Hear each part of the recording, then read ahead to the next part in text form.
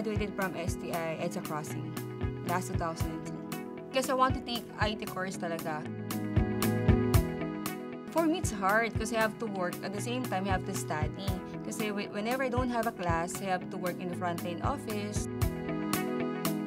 Meron akong ambition so I want to pull up my family from nothing talaga. I value my family talaga. Yun yung trait talaga na tingin ko tumulong sa akin sa amin, sa pamilya namin. Kasi tinuruan ko sila kung paano pahalagahan ng pag-aaral. Sabi ko sa kanila, isang sabi lang ibagsak nyo. Ilang oras sa pinagtatrabuhan ng magulang natin yan. Isa sa mga natutunan ko aside from academic is yung people skills ko. Ngayon, kahit anong klase ng tao kaya kong kausapin, kaharapin, kahit ibang nationality.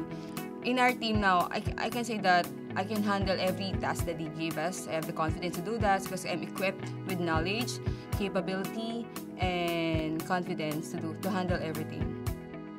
Ang payo ko lang is, mag-aral na mabuti, pagbutihin. Tapos, marami namang tutulong Just reach out for STI. Nag-offer sila ng scholarship.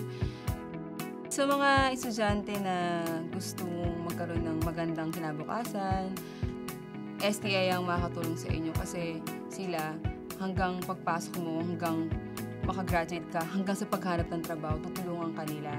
Kung anong kailangan ng mga malalaking kumpanya ngayon, tinuturo na sa STI.